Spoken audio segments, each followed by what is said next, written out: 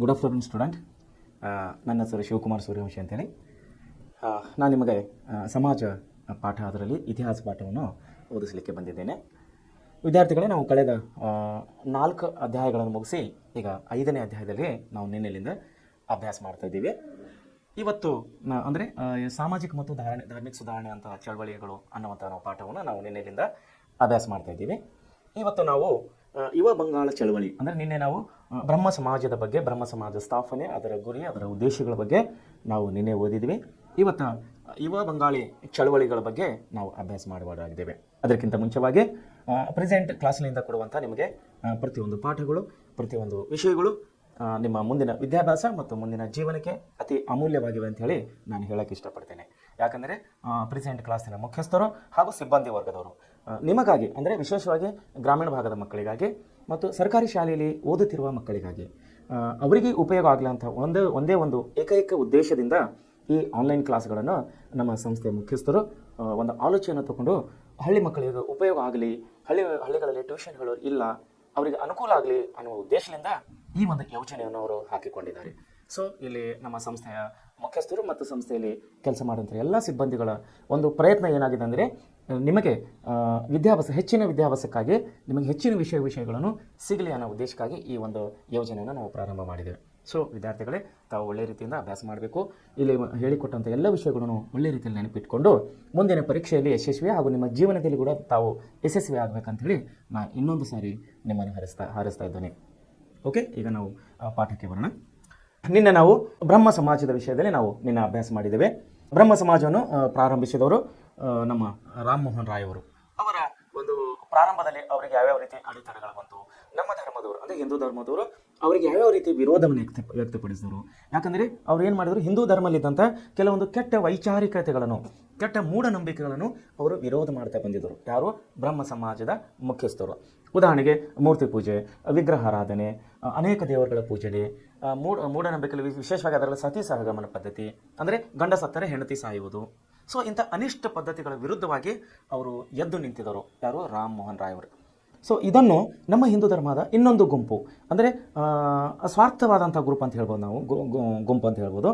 ಆ ಒಂದು ಗುಂಪು ಅಂದರೆ ನಮ್ಮ ಧರ್ಮದ ಹಿಂದೂ ಧರ್ಮದ ಇನ್ನೊಂದು ಗುಂಪನ್ನು ಇದೇ ರಾಮ್ ಮೋಹನ್ ರಾಯ್ ಅವರಿಗೆ ವಿರೋಧವಾಗಿತ್ತು.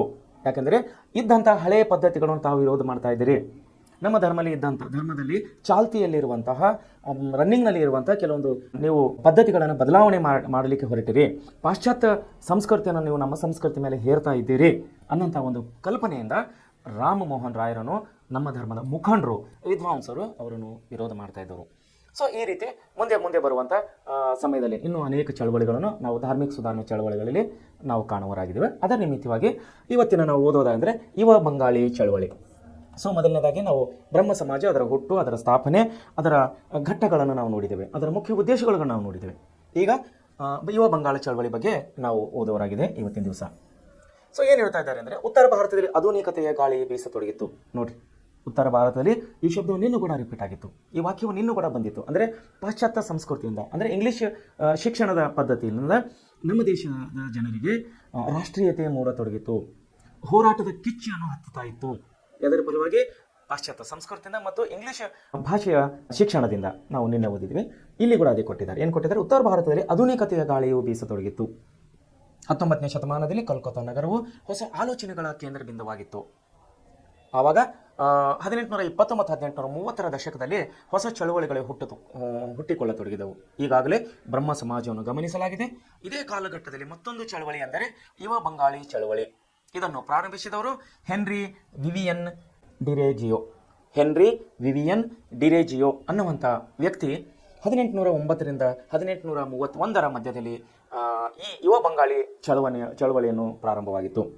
ಇವರ ತಂದೆ ಪೋರ್ಚುಗೀಸ್, ತಾಯಿ ಭಾರತೀಯಳು. ನೋಡಿ, ಇವರ ತಂದೆ ಯಾರ್ದು? ಹೆನ್ರಿ ವಿವಿಯನ್ ಅವರ ತಂದೆ ಪೋರ್ಚುಗೀಸ್, ಇವರ ತಾಯಿ ಭಾರತೀಯಳು.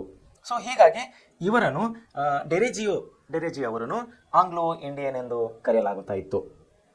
ಮುಂದೆ ಏನಂದರೆ ಯುವ ಬಂಗಾಳಿ ಚಳವಳಿಯನ್ನು ಪ್ರಾರಂಭಿಸಿದವರು ಅವರು ಹೆನ್ರಿ ವಿವಿಯನ್ ಅವರು. ಇವರ ತಂದೆ ಪೋರ್ಚುಗೀಸ್ ಆಗಿದ್ದರು, ಯುರೋಪಿಯನ್ನರಲ್ಲಿ ಪ್ರಮುಖರಾದವರಲ್ಲಿ. ಆಮೇಲೆ ಇವರ ತಾಯಿ ಭಾರತೀಯಳಾಗಿರೋದ್ರಿಂದ ಇವರನ್ನು ಆಂಗ್ಲೋ ಇಂಡಿಯನ್ ಅಂತೇಳಿ ಕರೆಯಲಾಗ್ತಾ ಇತ್ತು. ಕಲ್ಕತ್ತಾದ ಹಿಂದೂ ಕಾಲೇಜಿನಲ್ಲಿ ಅಧ್ಯಾಪಕರಾಗಿ ಸೇವೆ ಸಲ್ಲಿಸಿದ ಇವರು ಬೋಧನೆಯ ಮಾಂತ್ರಿಕ ಶಕ್ತಿಗೆ ಒಳಗಾದ ಅನೇಕ ವಿದ್ಯಾರ್ಥಿಗಳು ಇವರ ನಿಷ್ಠಾವಂತ ಅನುಯಾಯಿಗಳಾದರು. ಸೊ ಏನಾಗ್ತಾಯಿತ್ತು, ಕಲ್ಕತ್ತಾದಲ್ಲಿ ಹಿಂದೂ ಕಾಲೇಜಿನ ಹೆಸರು ಹಿಂದೂ ಕಾಲೇಜಿನಲ್ಲಿ ಇವರು ಪ್ರೊಫೆಸರ್ ಆಗಿ ಅಂದರೆ ಅಧ್ಯಾಪಕರಾಗಿ ಸೇವೆ ಸಲ್ಲಿಸ್ತಾ ಇದ್ದಾಗ ಇವರ ಬೋಧನೆಗೆ ಇವರ ಬೋಧನೆಯ ಪದ್ಧತಿಯನ್ನು ನೋಡಿದಂತಹ ಅಲ್ಲಿನ ಅನೇಕ ವಿದ್ಯಾರ್ಥಿಗಳು ಮಾಂತ್ರಿಕ ಶಕ್ತಿಗೆ ಒಳಗಾಗಿ ಅವ್ರೇನು ಮಾಡ್ತಾರೆ, ಅವರ ನಿಷ್ಠಾವಂತ ಅನುಯಾಯಿಗಳಾದರು. ಯಾರ್ದು? ಇವರ ತಂದೆ ಡಿರೇಜೆ ಅವರ ತಂದೆಯ ಒಂದು ಅಧ್ಯಾಪಕ ಅವರ ವೃತ್ತಿ, ಅವರ ಪಾಠಗಳನ್ನು ಕೇಳಿದ ವಿದ್ಯಾರ್ಥಿಗಳು. ಮುಂದೆ ಯುರೋಪಿಯನ್ ಪುನರುಜ್ಜೀವನ ಚಳವಳಿ ಆಶಯಗಳಿಂದ ಪ್ರಭಾವಿತಗೊಂಡ ಇವರು ತಮ್ಮ ವಿದ್ಯಾರ್ಥಿಗಳು ಮತ್ತು ಸಹವರ್ತಿಗಳಲ್ಲಿ ವೈಜ್ಞಾನಿಕ ಆಲೋಚನಾ ಕ್ರಮವನ್ನು ತುಂಬುವ ಪ್ರಯತ್ನವನ್ನು ಮಾಡಿದರು. ಯಾರು? ಇವರು ಪ್ರಾಧ್ಯಾಪಕರು. ಮತ್ತು ಏನು ಮಾಡ್ತಾ ಇದ್ರು ಇಲ್ಲಿ, ಯುರೋಪಿಯನ್ ಪುನರುಜ್ಜೀವನ ಚಳವಳಿ, ಯುರೋಪ್ ದೇಶದಲ್ಲೂ ಕೂಡ ಅಲ್ಲಿ ಕೂಡ ಪುನರುಜ್ಜೀವನ ಚಳವಳಿ ನಡೀತಾ ಇತ್ತು. ಯುರೋಪ್ ಅಂದರೆ ಬ್ರಿಟಿಷ್, ಸ್ಕಾಟ್ಲ್ಯಾಂಡ್, ನೆದರ್ಲ್ಯಾಂಡ್ ಆ ಕಡೆ, ಪೋರ್ಚುಗೀಸ್, ಡಚ್, ಹಾಲೆಂಡ್ ಆ ಕಡೆ, ಆ ಯುರೋಪ್ನಲ್ಲಿ ಕೂಡ ಅಲ್ಲಿ ಕೂಡ ಚಳವಳಿ ನಡೀತಾ ಇತ್ತು. ಚಳವಳಿ ನಡೆಯುವಾಗ ಅಲ್ಲಿನ ಚಳವಳಿ ಆಶಯಗಳಿಂದ ಪ್ರಭಾವಿತಗೊಂಡ ಇವರು ಯಾರು? ನಮ್ಮ ಪ್ರೊಫೆಸರ್ ಅವರು ತಮ್ಮ ವಿದ್ಯಾರ್ಥಿಗಳು ಮತ್ತು ಸಹವರ್ತಿಗಳಲ್ಲಿ ಅವರ ವಿದ್ಯಾರ್ಥಿ ಮತ್ತು ಅವರ ಸಹಪಾಠಿಗಳ ಅವ್ರ ಜೊತೆ ಕೆಲಸ ಮಾಡುತ್ತಿರುವಂಥ ಸಹೋದ್ಯೋಗಿಗಳಿಗೆ ಅವ್ರು ಏನು ಮಾಡ್ತಾ ಇದ್ರು ಅಂದರೆ ವೈಜ್ಞಾನಿಕ ಆಲೋಚನಾ ಕ್ರಮವನ್ನು ತುಂಬುತ್ತಾ ಇದ್ದರು. ವೈಜ್ಞಾನಿಕವಾದಂಥ ಆಲೋಚನಾ ಕ್ರಮ ತಿಳುವಳಿಕೆಯನ್ನು ಕೊಡ್ತಾ ಇದ್ದರು. ಹೊಸದ್ರ ಬಗ್ಗೆ ಅವರು ತಿಳುವಳಿಕೆ ಕೊಡ್ತಾ ಇದ್ದರು. ಮುಂದೆ ಹೊಸ ಶಿಕ್ಷಣ ಕ್ರಮವನ್ನು ಜಾರಿಗೊಳಿಸಲು ಬೇಕಾದ ಪಠ್ಯ ಪುಸ್ತಕಗಳನ್ನು ರೂಪಿಸುವಲ್ಲಿ ವಿಶೇಷ ಶ್ರಮವನ್ನು ವಹಿಸಿದರು. ಇವರು ಪ್ರಶ್ನಿಸುವ ವೈಜ್ಞಾನಿಕ ದೃಷ್ಟಿಯನ್ನು ಮೈಗೂಡಿಗೊಳ್ಳಲು ಬೇಕಾದ ಪ್ರೇರಣೆಯನ್ನು ಒದಗಿಸುವ ಪಠ್ಯಗಳನ್ನು ತಂದರು. ಪ್ರಶ್ನಿಸುವ ಒಂದು ಸಾಮರ್ಥ್ಯವನ್ನು ಇವರು ವಿದ್ಯಾರ್ಥಿಗಳಿಗೆ ತಂದುಕೊಟ್ಟರು. ಪ್ರಶ್ನೆ ಮಾಡುವಂಥ ಸಾಮರ್ಥ್ಯವನ್ನು ಇವರು ತಂದುಕೊಟ್ಟಿದ್ರು. ಸುಮ್ಮನೆ ಹೇಳೋದನ್ನು ಕೇಳೋದಿಲ್ಲ, ಹೇಳೋದನ್ನು ಕೇಳಿ ಅದನ್ನು ಪ್ರಶ್ನೆ ಮಾಡಬೇಕು. ಇದು ಏಕೆ ಹೀಗಾಯಿತು ಅನ್ನುವಂಥ ಪ್ರಶ್ನೆ ಮಾಡುವಂಥ ಒಂದು ಧೈರ್ಯ ಅಂಥ ಪಠ್ಯಕ್ರಮವನ್ನು ಇವರು ರೂಪಿಸಿದರು. ಯಾರು? ನಮ್ಮ ಪ್ರಾಧ್ಯಾಪಕರು. ಮುಂದೆ ವೈಜ್ಞಾನಿಕ ದೃಷ್ಟಿಕೋನ, ಒನ್ಲಿ ಪ್ರಶ್ನೆ ಮಾಡುವ ಒಂದೇ ಇಲ್ಲ, ಅದರಲ್ಲಿ ವೈಜ್ಞಾನಿಕತೆಯನ್ನು, ಅದರ ದೃಷ್ಟಿಯನ್ನು ಕೂಡ ಇವರು ತಂದಿಟ್ಟಿದ್ದರು ಅಲ್ಲಿ. ಹೀಗೆ ಇದರಿಂದ ಅನೇಕ ಸಂಪ್ರದಾಯವಾದಿಗಳ ಆಕ್ರೋಶಕ್ಕೆ ಗುರಿಯಾದರು ಇವರು. ಯಾರು? ಪ್ರಾಧ್ಯಾಪಕರು. ಮತ್ತು ಸಂಪ್ರದಾಯಗಳು ಅಂದ್ರೆ ವಿರೋಧ ಮಾಡಲೇಬೇಕಲ್ಲ. ಅಲ್ಲಿ ರಾಮಮೋಹನ್ ನಾಯಕರು ಕೂಡ ವಿರೋಧ ಮಾಡಿದರಲ್ಲ. ಯಾಕೆ ವಿರೋಧ ಮಾಡಿದರು? ಹಿಂದೂ ಧರ್ಮದಲ್ಲಿದ್ದಂಥ ಅನಿಷ್ಟ ಪದ್ಧತಿಗಳನ್ನು ವಿರೋಧ ಮಾಡಿದರು ಅವರು. ಸತಿ ಸಹಗಮನ ಪದ್ಧತಿ, ಬಾಲ್ಯ ವಿವಾಹ ಪದ್ಧತಿ, ಮೂಢನಂಬಿಕೆ, ಮೂರ್ತಿ ಪೂಜೆ, ಹೀಗೆ 10 ಹಲವು ಅನಿಷ್ಟ ಪದ್ಧತಿಗಳನ್ನು ಅವರು ವಿರೋಧ ಮಾಡಿದರು. ಯಾರು? ರಾಮಮೋಹನ್ ರಾಯ್ ಅವರು. ಸೊ ನಮ್ಮ ಸಂಪ್ರದಾಯಗಳು ಏನು ಮಾಡಿದರು? ಅಲ್ಲಿ ಅವರನ್ನು ಕೂಡ ವಿರೋಧ ಮಾಡಿದರು. ಇಲ್ಲಿ ನಮ್ಮ ಪ್ರಾಧ್ಯಾಪಕರಿಗೂ ಕೂಡ ವಿರೋಧ ಮಾಡ್ತಾ ಇದ್ದಾರೆ. ಮುಂದೆ ನೋಡಿ, ಅಕಾಡೆಮಿಕ್ ಅಸೋಸಿಯೇಷನ್ಸ್ ಅನ್ನುವ 1828ರಲ್ಲಿ ಎನ್ನುವ ಚರ್ಚಾ ವೇದಿಕೆಯನ್ನು ಕಟ್ಟುವ ಮೂಲಕ ಹೊಸ ಸಂವೇದನೆಗಳನ್ನು ಹುಟ್ಟು ಹಾಕಿದರು. ನೋಡ್ರಿ, ಇದು ಮಾಡಿದರಂತೆ, ಹೊಸ ಚರ್ಚಾ ವೇದಿಕೆಯನ್ನು ಹುಟ್ಟು ಹಾಕಿದರು ಇವರು.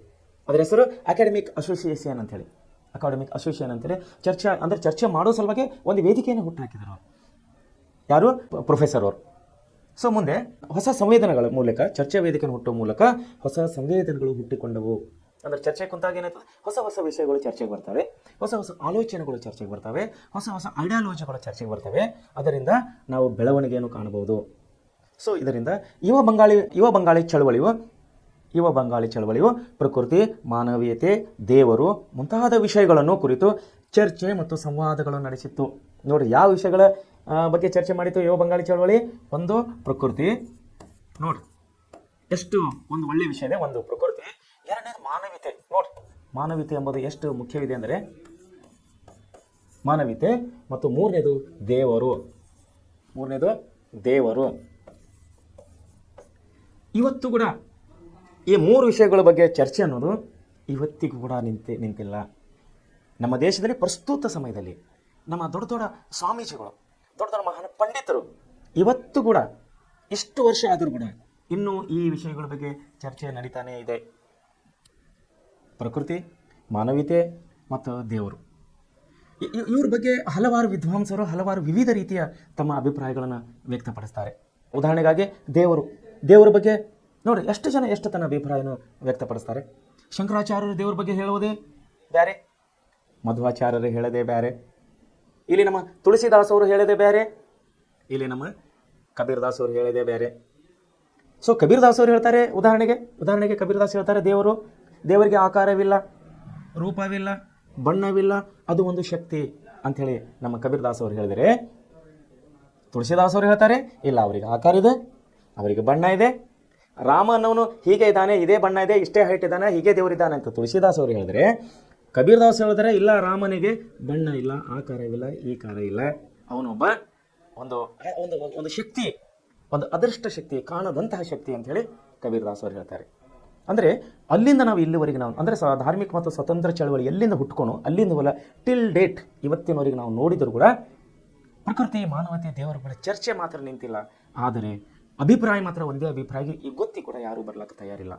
ಯಾಕಂದರೆ ಬೇರೆ ಬೇರೆಯವರು ಬೇರೆ ಬೇರೆ ಅಭಿಪ್ರಾಯವನ್ನೇ ಹೇಳ್ತಾರೆ ಅವರವರ ಧರ್ಮ ಪ್ರಕಾರ. ಅಂದರೆ ಎಕ್ಸಾಂಪಲ್, ಈಗ ನಾವು ಮುಸ್ಲಿಂ ಸಮಾಜದಲ್ಲಿ ಬಂದಾಗ ದೇವರು ಅವ್ರ ಟೈಪ್ ಬೇರೆನೇ ಇದ್ದಾನೆ, ಹಿಂದೂ ಸಮಾಜದಲ್ಲಿ ಬಂದಾಗ ದೇವರು ಇವ್ರಿಗೆ ಬೇರೆನೇ ಇದ್ದಾನೆ, ಕ್ರೈಸ್ತ ಸಮಾಜಕ್ಕೆ ಹೋದಾಗ ಅಲ್ಲಿ ಬೇರೆ ದೇವರೇ ಇದ್ದಾನೆ, ಶಿಖರ ಧರ್ಮಕ್ಕೆ ಹೋದಾಗ ಅಲ್ಲಿ ಬೇರೆ ದೇವರೇ ಇದ್ದಾನೆ.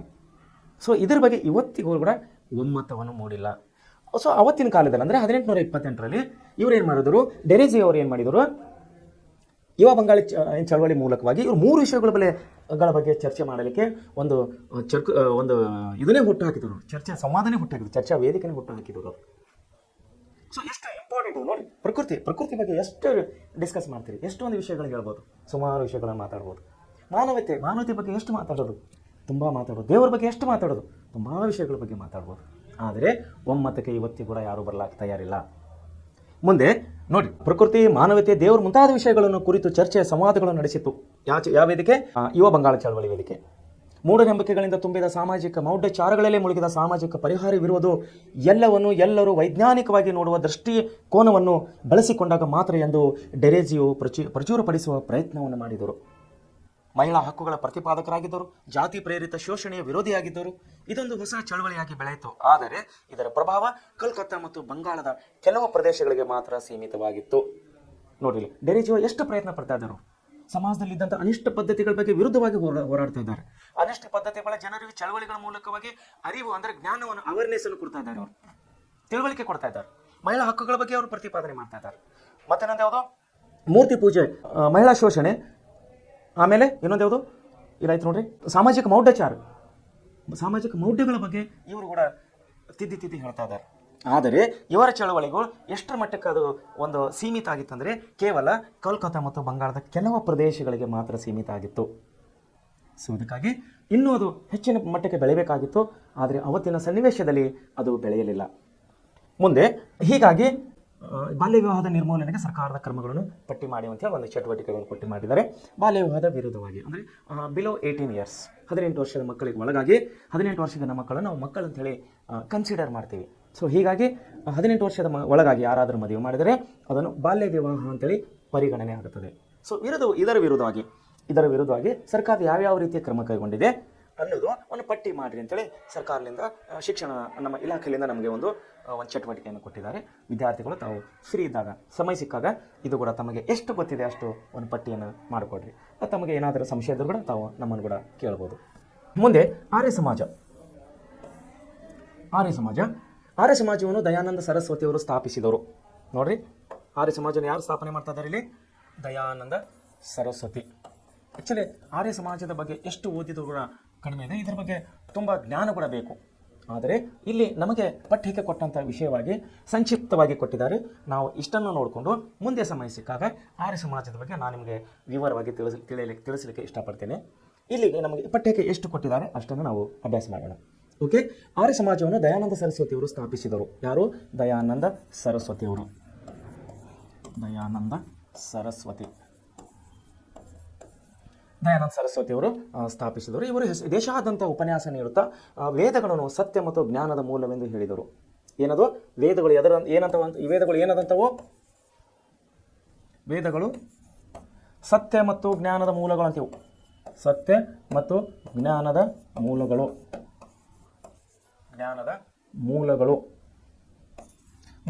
ಎನ್ನುವ ಮೂಲಕವಾಗಿ ಇವರು ಇಡೀ ದೇಶಾದ್ಯಂತ ತನ್ನ ಒಂದು ಭಾಷಣದ ಮೂಲಕವಾಗಿ ಜನರಲ್ಲಿ ಒಂದು ಅವೇರ್ನೆಸ್ಸನ್ನು, ಜನರಲ್ಲಿ ಒಂದು ತಿಳುವಳಿಕೆಯನ್ನು ಕೊಡ್ತಾ ಬರ್ತಾ ಇದ್ದಾರೆ.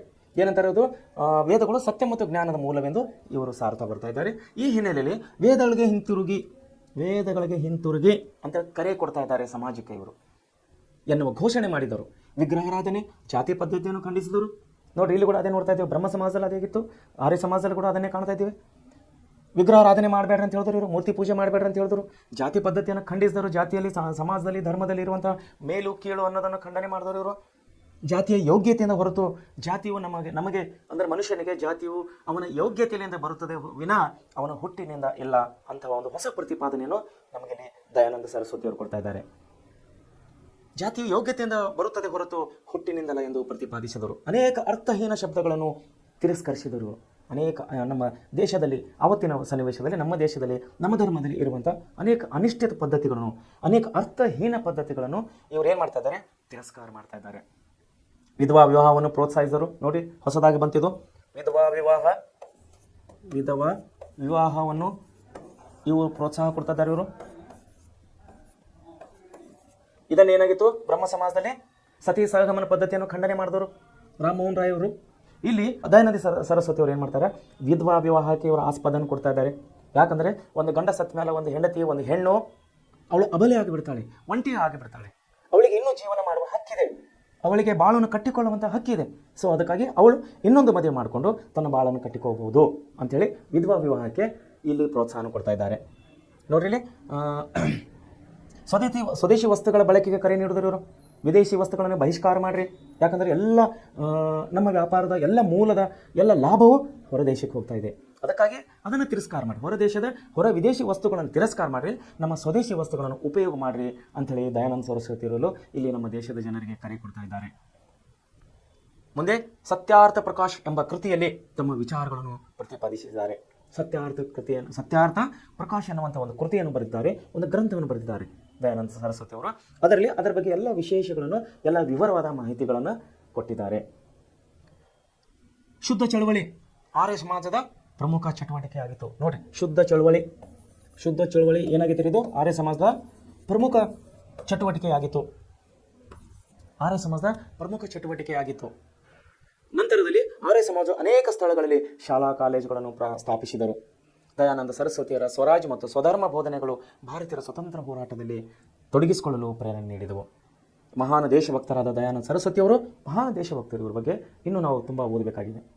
ಮಹಾನ್ ದೇಶಭಕ್ತರಾದಂಥ ದಯಾನಂದ ಸರಸ್ವತಿಯವರು ದೇಶ ಮತ್ತು ಭಾರತೀಯ ಸಂಸ್ಕೃತಿಯ ಅಭಿಮಾನಿಗಳಾಗಿದ್ದರು. ನೋಡಿ, ದೇಶ್ ಮೊದಲು ಈಗಿನ ನಮ್ಮ ಪ್ರಧಾನಮಂತ್ರಿಯವರು ಶ್ರೀ ನರೇಂದ್ರ ಮೋದಿಯವರು ಇವಾಗ ಕೂಡ ಏನಂತಾರೆ, ಪೈಲಾ ಮೇರಾ ದೇಶ್ ತೋ ಫಸ್ಟ್ ಮೈ ಕಂಟ್ರಿ. ಮೊದಲನೇದಾಗಿ ನನ್ನ ಧರ್ಮ ಯಾವುದು, ನನ್ನ ದೇಶ ಅನ್ನುವಂಥ ನಮ್ಮ ಮೋದಿಯವರು ಇವತ್ತಿಗೂ ಕೂಡ ಹೇಳ್ತಾ ಇದ್ದಾರೆ. ಇದನ್ನೇ ಮಾತನ್ನು ಅವರು ದಯಾನಂದ ಸರಸ್ವತಿ ಅವತ್ತು ಕೂಡ ಹೇಳಿದರು. ಏನು ಹೇಳಿದರು ನೋಡಿ, ಸ್ವರಾಜ್ಯ ಮತ್ತು ಸ್ವಧರ್ಮ ಬೋಧನೆಗಳನ್ನು ಭಾರತೀಯರು ಸ್ವತಂತ್ರ ಹೋರಾಟ ತೊಡಗಿಸಿಕೊಳ್ಳಲು ಪ್ರೇರಣೆ ನೀಡಿದವು. ಮಹಾನ್ ದೇಶಭಕ್ತರಾದಂತಹ ಸಾಧಾರಣ ದೇಶಭಕ್ತರಿಲ್ಲವರು ಮಹಾನ್ ದೇಶಭಕ್ತರಾದಂತಹ ದಯಾನಂದ ಸರಸ್ವತಿಯವರು ದೇಶ ಮತ್ತು ಭಾರತೀಯ ಸಂಸ್ಕೃತಿ ನೋಡಿ ಇವತ್ತು ಕೂಡ ನಮ್ಮ ಪ್ರಧಾನಮಂತ್ರಿಯವರು ಅದಕ್ಕೆ ಒತ್ತು ಕೊಡ್ತಾ ಇದ್ದಾರೆ. ಅದಕ್ಕೆ ದೇಶ ಮತ್ತು ಸಂಸ್ಕೃತಿಗೆ ಒತ್ತು ಕೊಡ್ತಾ ಇದ್ದಾರೆ. ದೇಶ ಮತ್ತು ಸಂಸ್ಕೃತಿಯ ಬೆಳವಣಿಗೆಗಾಗಿ ಅವರು ಇವತ್ತು ಕೂಡ ನಮ್ಮ ದೇಶದ ಪ್ರಧಾನಿಯವರು ಒತ್ತು ಕೊಡ್ತಾ ಇದ್ದಾರೆ. ಅದನ್ನೇ ಅವಾಗ ಕೂಡ ದಯಾನಂದ ಸರಸ್ವತಿಯವರು ಕೂಡ ಅದೇ ಹೇಳಿದರು, ದೇಶ ಮತ್ತು ಸಂಸ್ಕೃತಿಯ ಅಭಿಮಾನಿಗಳಾಗಿದ್ದರು. ಸ್ವಾಭಿಮಾನ ಮತ್ತು ಸ್ವಾವಲಂಬನೆಯನ್ನು ಜನರಲ್ಲಿ ಮೂಡಿಸಲು. ಸ್ವಾಭಿಮಾನ ನೋಡಿ ಎಷ್ಟು ಇಂಪಾರ್ಟೆಂಟ್ ಇದೆ. ಮನುಷ್ಯನಿಗೆ ಸ್ವಾಭಿಮಾನ ಬೇಕು, ಸ್ವಾವಲಂಬನೆ ಬೇಕು, ತನ್ನ ಕಾಲ ಮೇಲೆ ತಾನು ನಿಂತ್ಕೋಬೇಕು. ಇನ್ನೊಬ್ಬರ ಮೇಲೆ ಅವಲಂಬನೆ ಇರಬಾರ್ದು. ಒಂದು ಕುಟುಂಬ ಆಗಲಿ, ಒಂದು ಊರಾಗಲಿ, ಒಂದು ತಾಲೂಕು, ಒಂದು ಜಿಲ್ಲೆ ಆಗಲಿ, ಒಂದು ದೇಶವಾಗಲಿ ತನ್ನ ಕಾಲ ಮೇಲೆ ತಾನು ನಿಂತ್ಕೋಬೇಕು ವಿನಾ ಇನ್ನೊಬ್ಬರ ಮೇಲೆ ಅವಲಂಬನೆ ಆಗಿರಬಾರದು. ಸೊ ಇದನ್ನೇ ಅವಾಗ ಪ್ರತಿಪಾದಿಸಿದರು ದಯಾನಂದ ಸರಸ್ವತಿಯವರು. ಸ್ವಾಭಿಮಾನ ಮತ್ತು ಸ್ವಾವಲಂಬನೆಯನ್ನು ಜನರಲ್ಲಿ ಮೂಡಿಸಲು ಪ್ರಯತ್ನಿಸಿದರು. ಹಾಗೂ ಭಾರತೀಯರಿಗೆ ಭಾರತ ಎಂಬ ಘೋಷಣೆಯನ್ನು ನೀಡಿದರು. ಭಾರತೀಯರಿಗೆ ಭಾರತ, ನಮ್ಮ ದೇಶ ನಮಗೆ ಸಲ್ಲಬೇಕು ಅಂದರೆ ಅವಾಗ 1800 ಇಸ್ವಿನಲ್ಲಿ ಏನು ನಡೀತಾ ಇತ್ತು, ಸ್ವತಂತ್ರ ಚಳವಳಿಗಳು ನಡೀತಾ ಇತ್ತು. ಅಂಥ ಸಮಯದಲ್ಲಿ ಇವರ ಒಂದು ವೇದವಾಕ್ಯಗಳು, ಇವರ ಒಂದು ಘೋಷಣೆಗಳು ನಮ್ಮ ಸ್ವತಂತ್ರ ಚಳವಳಿಗಳ ಅನೇಕ ರೀತಿಯಲ್ಲಿ ಪರಿಣಾಮಗಳನ್ನು ಬೀರಿದವು. ಅದನ್ನೇ ಹೇಳ್ತಾ ಇದ್ದಾರೆ ಅವರು. ಭಾರತೀಯರಿಗೆ ಭಾರತವನ್ನು ಸಲ್ಲಬೇಕೆಂಬ ಘೋಷಣೆಗಳನ್ನು ನೀಡಿದರು. ಸೊ ಈ ರೀತಿಯಲ್ಲಿ ಧರ್ಮದಲ್ಲಿದ್ದಂಥ ಅನೇಕ ಅನಿಷ್ಟ ಪದ್ಧತಿಗಳನ್ನು ಹೋಗಲಾಡಿಸಲಿಕ್ಕೆ ನಮ್ಮ ಬ್ರಹ್ಮ ಸಮಾಜವು ಮತ್ತು ನಮ್ಮ ಆರ್ಯ ಸಮಾಜ ಕೂಡ ವಿಭಿನ್ನ ರೀತಿಯಲ್ಲಿ ಪ್ರಯತ್ನ ಮಾಡ್ತಾ ಇದ್ದಾರೆ. ನೋಡಿ, ಇಲ್ಲಿ ಶುದ್ಧ ಚಳವಳಿಯನ್ನು ಪ್ರಾರಂಭಿಸಿದವರು ಯಾರು, ದಯಾನಂದ ಸರಸ್ವತಿಯವರು. ಸೊ ಹಾಗಾದರೆ ಆರ್ಯ ಸಮಾಜದ ಪ್ರಮುಖ ಚಟುವಟಿಕೆ ಆಗಿತ್ತು ಯಾವುದೋ ಶುದ್ಧ ಚಳವಳಿ. ಹಾಗಾದರೆ ಏನಿದು ಶುದ್ಧ ಚಳವಳಿ? ನೋಡ್ರಿ, ಹಿಂದೂ ಧರ್ಮದಲ್ಲಿದ್ದ ಜಾತಿ ವ್ಯವಸ್ಥೆ ಮತ್ತು ಕಂದಾಚಾರಗಳನ್ನು ನೋಡಿ, ಅದೇ ಬರ್ತಾ ಇದ್ದೀವಿ. ಹಿಂದೂ ಧರ್ಮದಲ್ಲಿ ಇದ್ದಂತಹ ಜಾತಿ ವ್ಯವಸ್ಥೆ ಮತ್ತು ಕಂದಾಚಾರಗಳನ್ನು ಜನರನ್ನು ಅನ್ಯ ಧರ್ಮದ ಕಡೆಗೆ ನೂಕಿದೆವು. ಯಾವುವು ಜಾತಿ ವ್ಯವಸ್ಥೆ ಮತ್ತು ಕಂದಾಚಾರಗಳು. ಇಂಥ ಸಂದಿಗ್ಧ ಸಂದರ್ಭದಲ್ಲಿ ಹಿಂದೂ ಸಮಾಜವನ್ನು ಒಗ್ಗೂಡಿಸುವ ನಿಟ್ಟಿನಲ್ಲಿ ವೇದಗಳು ಮರು ವ್ಯಾಖ್ಯಾನಿಸಿ ಲಿಂಗ ಮತ್ತು ಜಾತಿ ಸಮಾನತೆಯನ್ನು ಪ್ರತಿಪಾದಿಸಿದರು. ಇಂಥ ಒಂದು ಸಮಾಜದಲ್ಲಿ ದಯಾನಂದ ಸರಸ್ವತಿಯವರು ಏನು ಹೇಳ್ತಾ ಇದ್ರು, ಮೇಲಿಕೀಳು ಮಾಡಬೇಡಿ, ಜಾತಿಯಲ್ಲಿ ತಾರತಮ್ಯ ಮಾಡಬೇಡಿ, ಯಾಕಂದರೆ ನಮ್ಮ ಜನರು ನಮ್ಮ ಧರ್ಮವನ್ನು ಬಿಟ್ಟು ಬೇರೆ ಧರ್ಮಕ್ಕೆ ಹೋಗ್ತಾ ಇದ್ದಾರೆ. ಆವಾಗ ಹಿಂದೂ ಧರ್ಮದಿಂದ ಹೊರ ಹೋಗುವ ಅವಕಾಶವಿತ್ತೆ, ಒಳೆ ಬರುವ ಅವಕಾಶಗಳೇ ಇರಲಿಲ್ಲ. ಅವತ್ತಿನ ಕಾಲದಲ್ಲಿ ಅವತ್ತಿನ ಸನ್ನಿವೇಶದಲ್ಲಿ ಯಾರಾದರೂ ನಮ್ಮ ಹಿಂದೂ ಧರ್ಮವನ್ನು ಬಿಟ್ಟು ಬೇರೆ ಧರ್ಮಕ್ಕೆ, ಅಂದರೆ ಉದಾಹರಣೆಗೆ ಕ್ರೈಸ್ತ ಧರ್ಮಕ್ಕೆ ಹೋದವರು ಅಥವಾ ಮುಸ್ಲಿಂ ಧರ್ಮಕ್ಕೆ ಹೋದರು ಅಥವಾ ಸಿಖ್ ಧರ್ಮಕ್ಕೆ ಹೋದರೆ ಅವರು ನಮ್ಮ ಹಿಂದೂ ಧರ್ಮಕ್ಕೆ ಮರಳಿ ಬರುವಂಥ ಯಾವುದೇ ಅವಕಾಶಗಳು ಅವರಿಗೆ ಇದ್ದಿಲ್ಲ. ಈ ಹಿನ್ನೆಲೆಯಲ್ಲಿ ಮತಾಂತರಗೊಂಡಿದ್ದ ಜನರನ್ನು ಮತ್ತೆ ಹಿಂದೂ ಧರ್ಮದ ತೆಕ್ಕೆಗೆ ತೆಗೆದುಕೊಳ್ಳಲು ದಯಾನಂದ ಸರಸ್ವತಿಯವರು ಶುದ್ಧ ಚಳವಳಿಯನ್ನು ಆರಂಭಿಸಿದರು. ಅಂದರೆ ಬೇರೆ ಧರ್ಮಕ್ಕೆ ಹೋದಂತಹ ನಮ್ಮ ವ್ಯಕ್ತಿಗಳನ್ನು, ನಮ್ಮ ಕುಟುಂಬಗಳನ್ನು ಮತ್ತೆ ನಮ್ಮ ಕುಟುಂಬಗಳಲ್ಲಿ, ನಮ್ಮ ಧರ್ಮದಲ್ಲಿ ಸೇರಿಸಿಕೊಳ್ಳಲು ಇವರು ಶುದ್ಧ ಚಳವಳಿಯನ್ನು ಪ್ರಾರಂಭ ಮಾಡಿದರು ದಯಾನಂದ ಸರಸ್ವತಿಯವರು. ಮತಾಂತರಗೊಂಡವರನ್ನು ಶುದ್ಧಿ ಮಾಡಿ, ನೋಡಿ, ಮತಾಂತರಗೊಂಡವರನ್ನು ಕರೆತಂದು ಅವರಿಗೆ ಶುದ್ಧಿ ಮಾಡಿ, ಅಂದರೆ ಅವರ ಮನಸ್ಸನ್ನು ಶುದ್ಧಿ ಮಾಡಿ ಹಿಂದೂ ಧರ್ಮಕ್ಕೆ ತಂದುಕೊಳ್ಳುವುದರ ಮೂಲಕ ಹಿಂದೂ ಧರ್ಮವನ್ನು ಮತ್ತೆ ಗಟ್ಟಿಗೊಳಿಸುವಂತಹ ಪ್ರಯತ್ನವನ್ನು ಮಾಡ್ತಾ ಇದ್ದರು ದಯಾನಂದ ಸರಸ್ವತಿಯವರು. ಸೊ ಹೀಗಾಗಿ ಏನಾಗ್ತದೆ ಅಂದರೆ ಹಿಂದೂ ಧರ್ಮದ ಉಳಿವಿಗಾಗಿ, ಹಿಂದೂ ಧರ್ಮದ ಒಂದು ಅಭಿವೃದ್ಧಿಗಾಗಿ ನಮ್ಮ ಆರ್ಯ ಸಮಾಜದ ಮೂಲಕವಾಗಿ ಆರ್ಯ ಸಮಾಜವನ್ನು ಸ್ಥಾಪನೆ ಮಾಡಿ ಅದರ ಮೂಲಕವಾಗಿ ನಮ್ಮ ಧರ್ಮವನ್ನು ಅಭಿವೃದ್ಧಿಗಾಗಿ, ಧರ್ಮದ ಉಳಿವಿಗಾಗಿ ನಮ್ಮ ದಯಾನಂದ ಸರಸ್ವತಿಯವರು ತುಂಬ ಪ್ರಯತ್ನವನ್ನು ಪಡ್ತಾ ಇದ್ದಾರೆ. ಸೊ ಇಲ್ಲಿವರೆಗೆ ನಾವು ಇವತ್ತು ಆರ್ಯ ಸಮಾಜ ಮತ್ತು ಬ್ರಹ್ಮ ಸಮಾಜ ಮತ್ತು ಯುವ ಬಂಗಾಳ ಚಳವಳಿ, ಹೀಗೆ ನಾವು ಈ 3 ವಿಷಯಗಳ ಬಗ್ಗೆ ನೋಡಿದ್ದೇವೆ. ಇನ್ನೊಂದೇನೆಂದರೆ ಪ್ರಾರ್ಥನಾ ಸಮಾಜ ಅಂತಿದೆ. ಪ್ರಾರ್ಥನಾ ಸಮಾಜ ಇದು ನಾವು ನಾಳೆವನ್ನು ನೋಡೋಣ. ಯಾಕಂದರೆ ಎಲ್ಲ ಚಳವಳಿಗಳು ನಾವು ಒಂದೇ ದಿವಸ ಅಭ್ಯಾಸ ಮಾಡಿದರೆ ನಮಗೆ ವಿಷಯಗಳು ನೆನಪಿರೋದಿಲ್ಲ. ವಿಷಯಗಳು ಮಿಕ್ಸ್ ಆಗಿಬಿಡ್ತವೆ. ಇಡ್ಲಿ, ದೋಸೆ, ಚೌಚೌಬಾತ್ ಎಲ್ಲ ಮಿಕ್ಸ್ ಆಗಿಬಿಡ್ತವೆ. ಸೊ ಹೀಗಾಗಿ ನಮ್ಮ ತಲೆಯಲ್ಲಿ ಸೆಪರೇಟ್ ಆಗಿ ಹೋಗಲಿ, ಚಳವಳಿಗಳು ಬೇರೆ ಬೇರೆ ಆಗಿರಲಿ, ಆಲೂ ಪರೋಟ ಬೇರೆ ಹೋಗಲಿ, ಪಲಾವ್ ಬೇರೆ ಹೋಗಲಿ, ಚಿತ್ರಾನ್ನ ಬೇರೆ ಹೋಗಲಿ, ಎಲ್ಲೋ ಮಿಕ್ಸ್ ಮಾಡಿ ಹಾಕೋದು ಬೇಡ. ಎಲ್ಲ ವಿಷಯಗಳು ನಾವು ಮಿಕ್ಸ್ ಆಗಿ ಓದೋದು ಬೇಡ. ಸೊ ಅದಕ್ಕಾಗಿ ಇವತ್ತಿನ ಯುವ ಬಂಗಾಳ ಚಳವಳಿ ಮತ್ತು ಆರ್ಯ ಸಮಾಜದ ಬಗ್ಗೆ ನಾವು ಒಳ್ಳೆ ರೀತಿಯಲ್ಲಿ ಓದಿ, ಒಳ್ಳೆ ರೀತಿಯಲ್ಲಿ ನೆನಪಿಟ್ಟುಕೊಂಡು ಮುಂದೆ ನಾವು ಯಶಸ್ವಿ ಆಗೋಣ ಅಂತ ಹೇಳಿ ಈ ಮೂಲಕ ತಮಗೆ ತಿಳಿಸಬಡುತ್ತೇನೆ. Thank you.